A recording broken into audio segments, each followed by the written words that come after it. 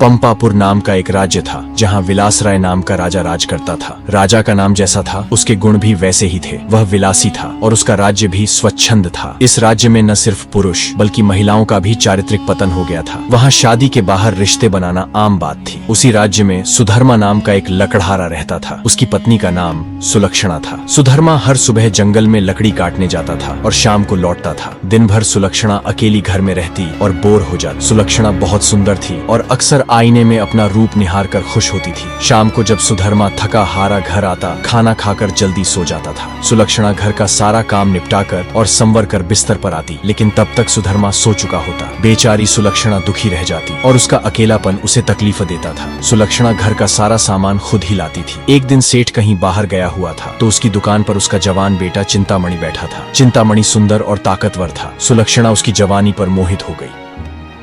अब हर रात जब सुधर्मा सो जाता, सुलक्षणा चिंतामणि से मिलने जाने लगी और सुबह होने से पहले लौट आती। इस तरह सुलक्षणा और चिंतामणि का मिलना चलता रहा। एक दिन जब सुधर्मा जंगल में लकड़ी काटने गया तो उसने एक साधु को बेहोश पड़ा देखा। उसने साधु पर ठंडे पानी के छींटे मारे तो साधु ने आंखें खोली। सुधर्मा ने साधु को पानी पिलाया और उसे कुछ खाना खिलाया। इससे साधु की तबीयत में सुधार आया। सुधर्मा ने साधु से निवेदन किया कि वह कुछ दिन उसके घर पर रुके। साधु ने सुधर्मा का आग्रह मान लिया और शाम को उसके साथ उसके घर चला गया। साधु को देखकर सुलक्षणा के मन में डर जगा। उसे लगा कि अब उसकी चोरी पकड़ी जाएगी, इसलिए वह साधु को घर में रखने के लिए मना करने लगी। सुधर्मा ने समझाया कि साधु महाराज बस 1-2 दिन ही रहेंगे। इस पर सुलक्षणा मान गई। रात में सबने खाना खाया और साधु के लिए आंगन में चारपाई बिछा दी गई। सुधर्मा तो खाना खाकर जल्दी सो गया, लेकिन सुलक्षणा की आंखों में नींद कहाँ थी। उसके मन में तो चिंतामणि बसा हुआ था और उसका मन उड़कर उसके पास जाना चाहता था। सुलक्षणा के मन में बेचैनी बढ़ रही थी। सुलक्षणा उठी और देखा कि सुधर्मा गहरी नींद में खर्राटे ले रहा है। फिर वह साधु की ओर गई जो भी चुपचाप लेटा था। सुलक्षणा ने उसे सोता समझा और खुद को संवार कर चिंतामणि से मिलने के लिए चल दी। साधु एक अनजान व्यक्ति के घर में ठहरा था और सुलक्षणा ने उसे बड़ी मुश्किल से घर में रहने दिया था, जबकि साधु ने रहने की मांग भी नहीं की थी।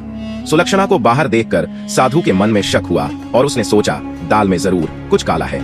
ये सोचते हुए उसे रात भर नींद नहीं आई और वह सुलक्षणा के हर काम पर नजर रखता रहा। जब सुलक्षणा उसके पास आई तब वह चुपचाप सोने का नाटक करता रहा। उसने सुलक्षणा को सज धज कर कहीं जाते हुए देख लिया, लेकिन चुप ही रहा। उसने यह भी देख लिया कि भोर होने से पहले सुलक्षणा वापस आ गई थी। साधु को सारी बात समझ में आ गई थी। अगले दिन जब सुधर्मा जंगल से लौटा तो साधु ने उसे सुलक्षणा से सावधान रहने को कहा और बताया कि उसकी पत्नी रात को किसी से मिलने कहीं जाती है। यह सुनकर सुधर्मा को सुलक्षणा पर बहुत गुस्सा आया और उसने सुलक्षणा को बहुत मारा पीटा। उसने गुस्से में आकर सुलक्षणा को एक खंभे से बांध दिया। सुधर्मा के घर के पास हरिराम नाई रहता था और उसकी पत्नी का नाम सुशीला था। सुलक्षणा की तरह सुशीला भी चरित्रहीन थी और उसका भी एक प्रेमी था। क्योंकि दोनों की हालत एक जैसी थी, वे घनिष्ठ सहेलियां बन गई थीं।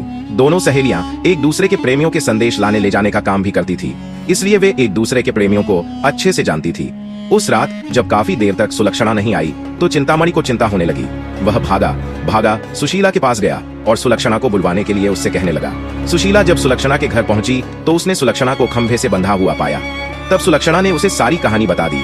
सुशीला ने चिंतामणि का संदेश सुलक्षणा को दिया तो सुलक्षणा ने अपनी मजबूरी बता दी कि वह बंधी हुई है। इस पर सुशीला ने कहा, ऐसा कर, मैं तेरा बंधन खोल देती हूँ, तू चिंतामणि से मिला, तब तक मैं यहाँ बंधी हूँ। सुशीला का ये प्रस्ताव सुनते ही सुलक्षणा की खुशी का ठिकाना नहीं रहा। उसने अपनी जगह सुशीला को बांधा और खुद चिंतामणि से मिलने चली गई। साधु महाराज ये सब देख और सुन रहे थे। रात में जब सुधर्मा की नींद खुली तो उसे सुलक्षणा पर थोड़ी दया आई। उसने सोचा कि शायद उसने कुछ ज्यादा ही सख्ती कर दी है और अब सुलक्षणा को खोल देना चाहिए। लेकिन मन में सवाल उठा, अगर वह फिर से अपने प्रेमी से मिलने चली गई तो? इस सवाल का कोई जवाब नहीं था उसके पास। उसने सोचा कि इस बार यदि सुलक्षणा वचन दे दे कि वह अपने प्रेमी से मिलने नहीं जाएगी। सुधर्मा ने जोर से आवाज लगाई, कलंकिनी, अगर तू मुझे यह वचन दे दे कि अब उससे मिलने नहीं जाएगी तो मैं तेरा बंधन खोल दूंगा। लेकिन वहां तो सुलक्षणा नहीं बल्कि सुशीला बंधी हुई थी। सुशीला ने सोचा कि अगर वह कुछ भी बोलेगी तो उसकी आवाज से सुधर्मा को पता चल जाएगा कि वह सुलक्षणा नहीं है, कोई और है, इसलिए वह चुप रही। सुशीला के इस तरह चुप रहने पर सुधर्मा को गुस्सा आ गया और उसने गुस्से में कुल्हाड़ी उठाकर फेंक दी। कुल्हाड़ी सीधी सुशीला की नाक पर लगी और उसकी नाक कट गई। सुशीला ने अंदर ही अंदर दर्द सहा, लेकिन एक भी आवाज नहीं निकाली।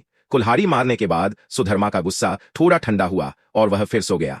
उधर सुलक्षणा आज जल्द ही लौट आई और उसने जल्दी जल्दी सुशीला के बंधन खोल दिए। तब सुशीला ने अपनी कटी हुई नाक दिखाई और सारा वाक्या बता दिया। यह देखकर और सुनकर सुलक्षणा कांप उठी, लेकिन अब क्या किया जा सकता था। सुशीला अपने घर चली गई और सुलक्षणा फिर से उसी खंभे से बंध कर खड़ी हो गई। साधु बाबा चारपाई पर लेटे हुए यह सारा त्रिया चरित्र देख रहे थे। थोड़ी देर बाद जब सुधर्मा की नींद खुली तो उसने अपनी पत्नी सुलक्षणा से फिर कहा, दे, तू अब भी मुझसे सच सच कह दे और यह वचन दे कि तू फिर कभी उससे मिलने नहीं जाएगी तो ठीक रहेगा, नहीं तो जैसे मैंने तेरी नाक काटी है अब तेरे दोनों कान भी काट दूंगा, फिर तू नकटी और बूची हो जाएगी और तेरा घर से निकलना ही मुश्किल हो जाएगा। सुधर्मा के इन शब्दों को सुनकर सुलक्षणा के षड्यंत्रकारी दिमाग में एक योजना आई। उसे पता था कि नाक उसकी नहीं सुशीला की कटी है और इस बात का सुधर्मा को पता नहीं है। उसने इस नासमझी का फायदा उठाने की सोची। तब उसने त्रिया चरित्र दिखाते हुए जोर शोर से रोना शुरू कर दिया और रोते हुए बोली, मैं एक पतिव्रता स्त्री हूं और आज मैं तुम्हें यह साबित करके दिखाऊंगी कि मैं कितनी सती, नेक और पतिव्रता हूं।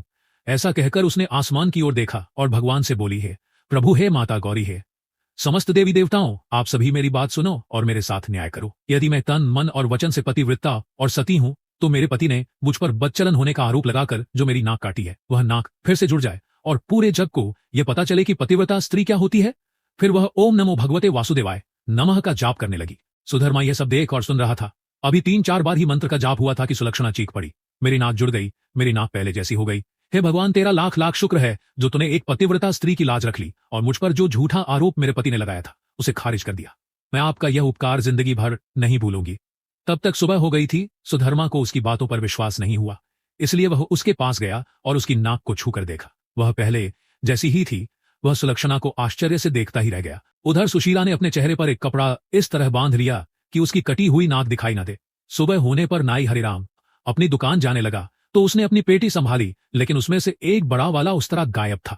उसने सुशीला से कहा, बड़ा वाला उस्तरा ला दे। सुशीला नाक काटने से चिड़ी हुई थी तो उसने हरिराम की ओर एक चाकू फेंक दिया और कहा, ले, ये ले तेरा बड़ा वाला उस्तरा। बड़े उस्तरे की जगह चाकू देखकर हरिराम का गुस्सा 7वें आसमान पर पहुंच गया। उसने अपनी पेटी खोली और उसमें से एक छोटा उस्तरा निकाला और उसे सुशीला की ओर फेंक कर मारा। सुशीला की चाल कामयाब हो गई। वह यही तो चाहती थी। उसने उस्तरा हाथ में पकड़ा और जोर जोर से चिल्लाने लगी। उसकी आवाज सुनकर आसपास के लोग आ गए और वहां भीड़ जमा हो गई। लोगों ने देखा कि सुशीला की नाक कटी हुई है और उसके हाथ में एक छोटा उस्तरा है। सुशीला कह रही कि उसके पति ने उसे बदचलन बताकर बेवजह उसकी नाक इस उस्तरे से काट दी है। लोगों ने उसकी बात सच मान ली और हरिराम नाई की खूब पिटाई कर दी। इतने में राजा के सिपाही आ गए और हरिराम नाई को पकड़कर ले गए। राजा की अदालत में मुकदमा चला। सुशीला ने खुद को सती सावित्री और पतिव्रता बताते हुए अपने पति पर आरोप लगाया कि उसने उसे बदचलन कहकर उसकी नाक उस तरह से काट दी थी। उस्तरा भी था और उसकी नाक भी कटी हुई थी। एक पत्नी अपने पति पर झूठा आरोप क्यों लगाएगी? इसलिए राजा ने हरिराम नाई को दोषी मानते हुए उसे मृत्युदंड सुना दिया। इस दंड की खबर पूरे राज्य में फैल गई। सुधर्मा के घर ठहरे साधु महाराज ने भी यह सुना और विचलित हो गए। उन्हें दोनों स्त्रियों के त्रिया चरित्र का पूरा पता था और एक निर्दोष व्यक्ति हरिराम नाई इस झूठ का शिकार हो रहा था। तब साधु राजा के पास गया और पूरा घटनाक्रम बता दिया। राजा ने सुधर्मा और सुलक्षणा को दरबार में बुलाया और करक कर सब सच सच बताने को कहा। तब सुलक्षणा और सुशीला ने अपने सारे स्वांग सच सच कह दिए। अब मामला साफ हो गया था। दोनों स्त्रियों का अपराध सामने आ गया था और हरिराम नाई निर्दोष सिद्ध हुआ। इस षड्यंत्र के लिए दोनों कुल्टा स्त्रियों को सख्त सजा दी जानी थी, परंतु स्त्री, बालक और साधु को मृत्युदंड नहीं देने का विधान था। इसलिए दोनों स्त्रियों के नाक कान काटकर उन्हें छोड़ दिया।